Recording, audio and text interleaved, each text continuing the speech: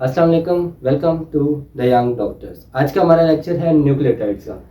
Nucleotides क्या होते हैं? न्यूक्लियोटाइड्स हमारे पास मॉलिक्यूल्स हैं, ऐसे कॉम्प्लेक्स मॉलिक्यूल्स हैं जो कि बने होते हैं हमारे पास नाइट्रोजनस बेस से। पेंटोज शुगर होता है, राइबोज जिसको हम कहते हैं, और हमारे पास 7 फॉस्फेट ग्रुप लगा होता है।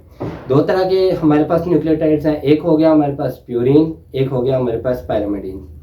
प्यूरिन्स की बात करें तो प्यूरिन्स में हमारे पास होते हैं डबल रिंग होते हैं, 2 रिंग होते हैं इनमें।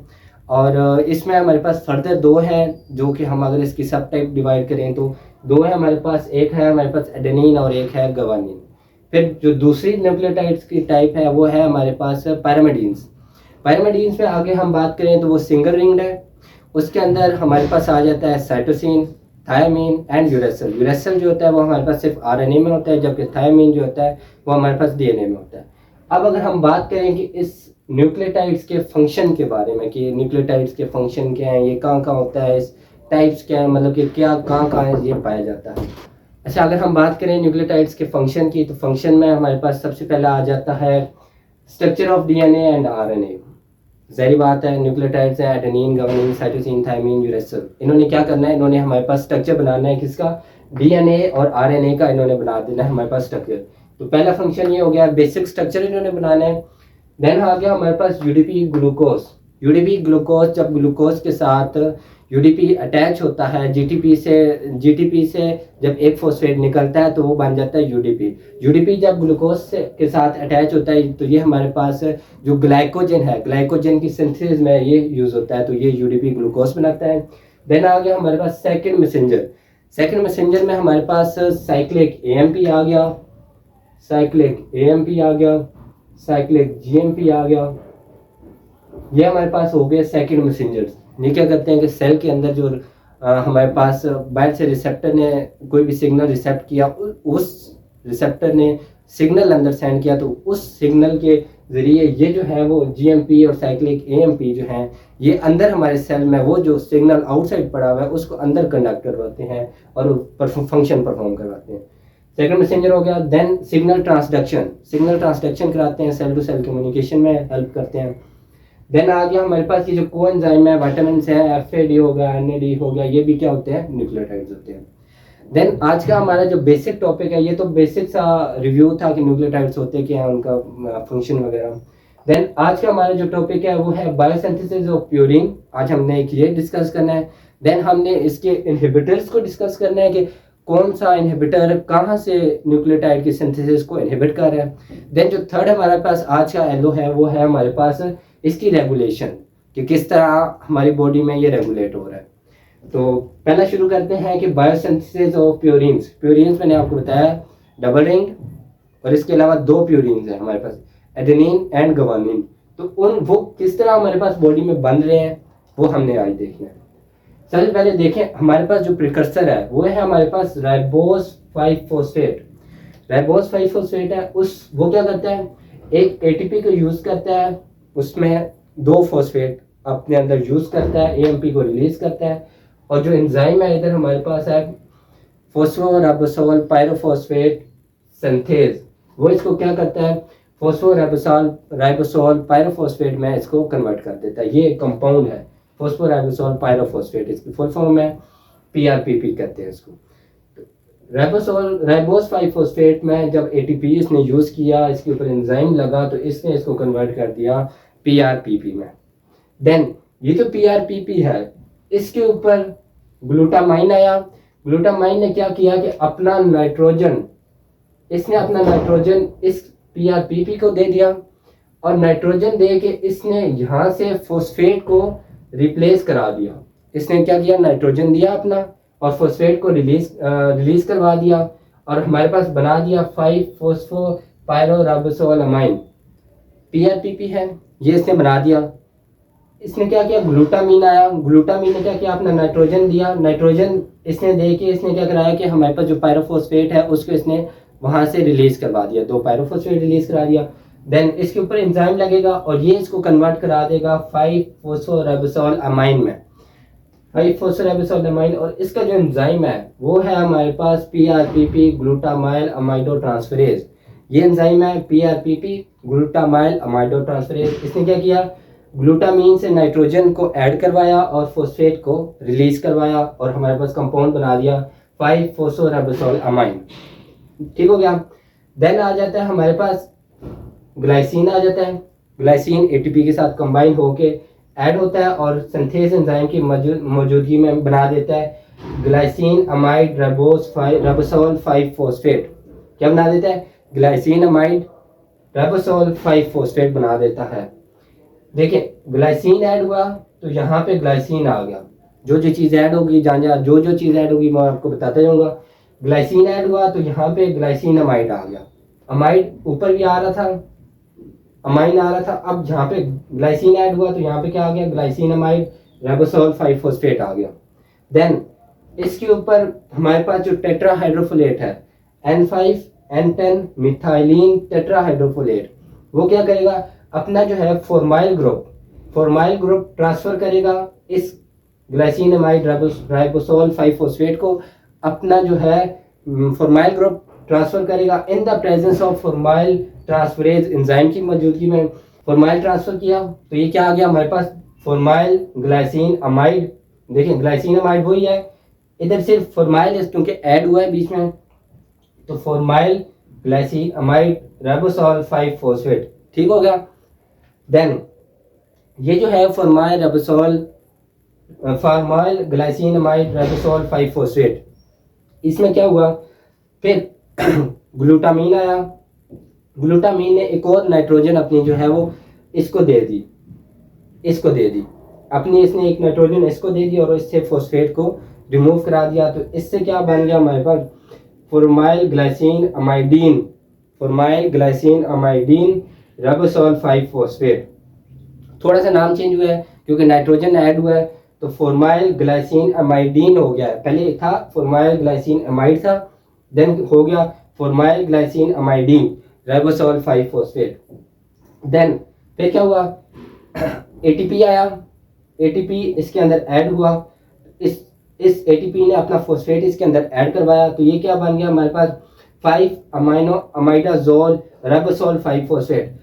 जब ये कंपाउंड बन गया तो यहाँ पे हमारे पास जो रिंग है न्यूक्लियोटाइड का, रिंग यहाँ पे क्लोज हो गया। एक रिंग हमारे पास बन गया। ये पहला कंपाउंड है जहाँ पे रिंग क्लोज हुआ है सिंथेसिस ऑफ प्यूरिन में। कौन सा है? 5 अमाइनो इमाइडाजोल राइबोसोल 5 फॉस्फेट।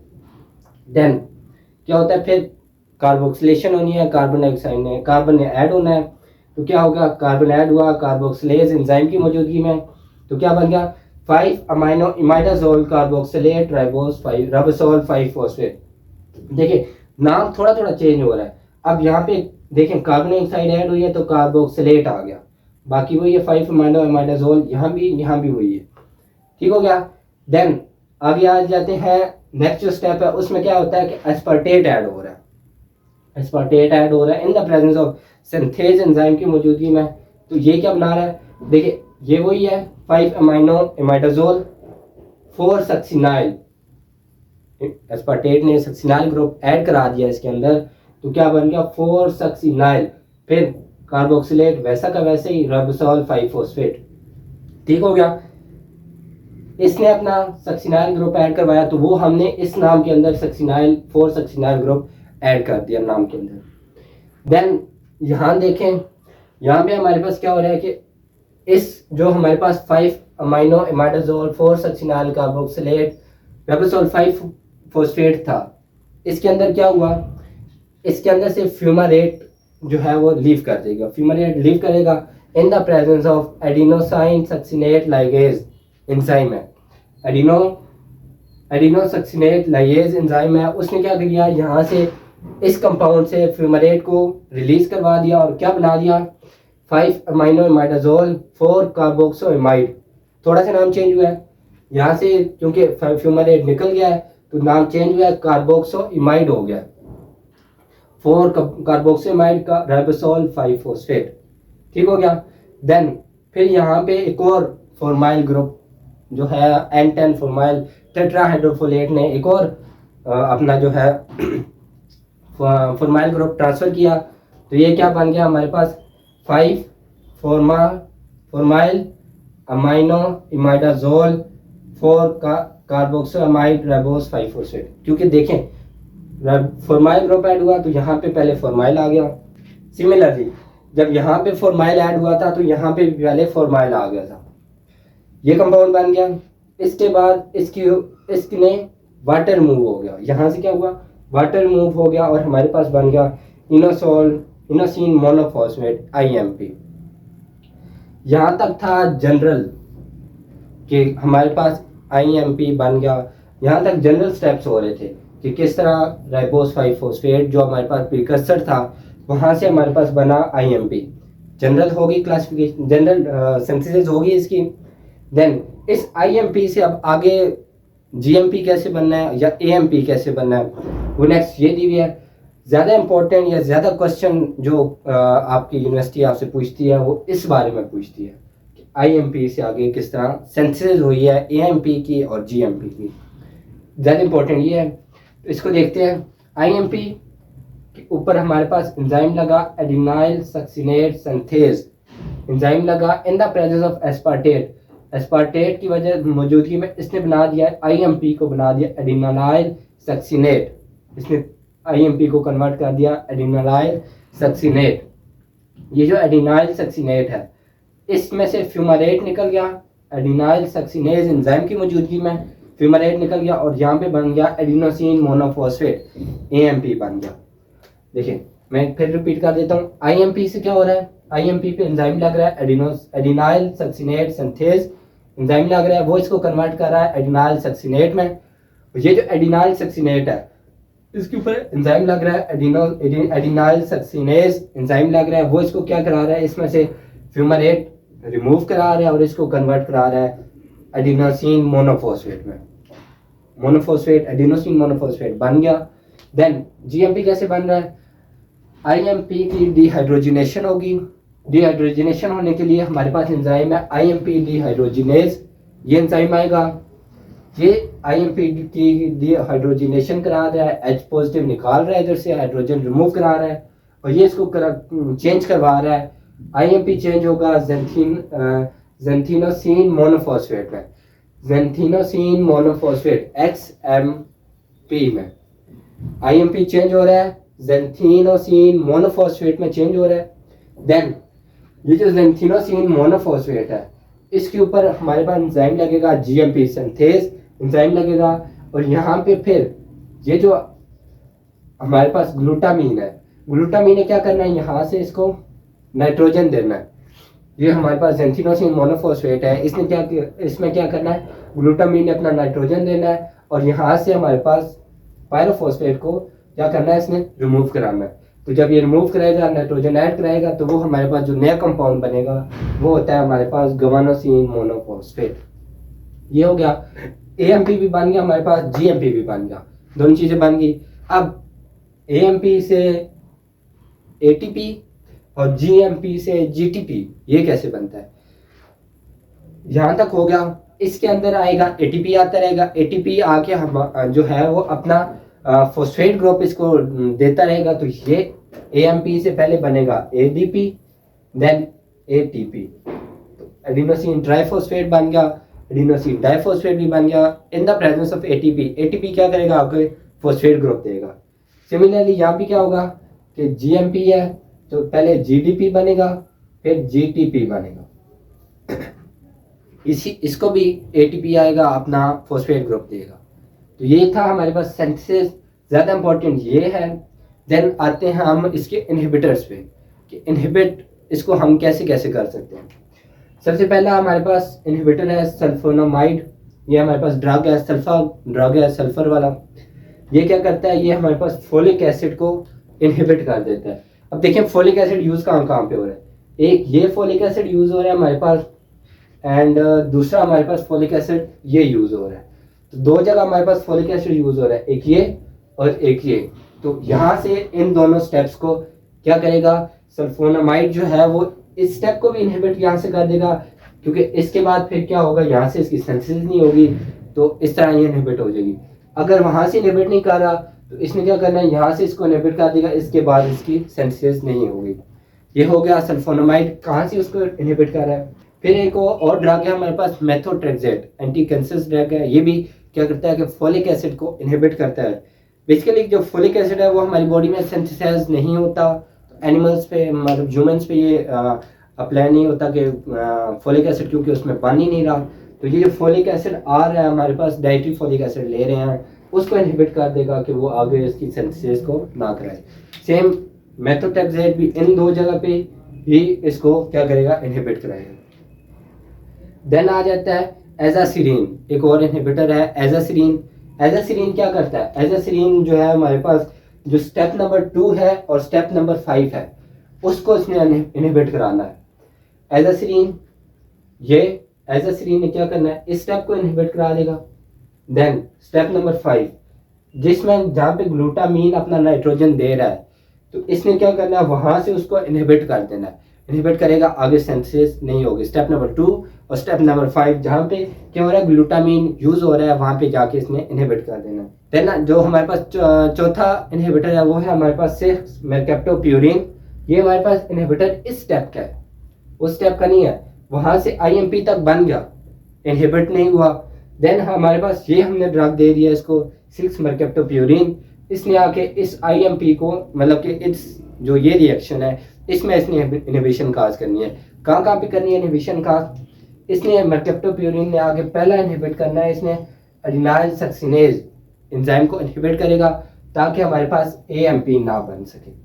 6 मेरकैप्टोप्यूरिन ने एडिनिल साइक्लेज को आगे इनहिबिट किया ताकि एएमपी ना बन सके। सिमिलरली इसी 6 मेरकैप्टोप्यूरिन ने क्या किया, आईएमपी डिहाइड्रोजिनेज को इनहिबिट कर दिया ताकि क्या ना बने, जीएमपी ना बने। दो जगह इनहिबिट किया, एक हमारे पास एडिनाइल सक्सिनेज एंजाइम को इसने इनहिबिट कर दिया। देन जीएमपी को रोकने के लिए इसने किसको इनहिबिट कर दिया, आईएमपी डिहाइड्रोजिनेज को इसने इनहिबिट कर दिया। तो ये 4 चीजें थी, 4 ड्रग्स थे जो हमारे पास इनहिबिट कर रहे थे प्यूरिन्स की सिंथेसिस को। देन आते हैं हमारा जो तीसरा एल्लोस था, मैंने आपको बताया था रेगुलेशन, कि प्यूरिन्स की रेगुलेशन कैसे होती है। प्यूरिन्स की रेगुलेशन होती है पीआरपीपी जो है, पीआरपीपी सिंथेज।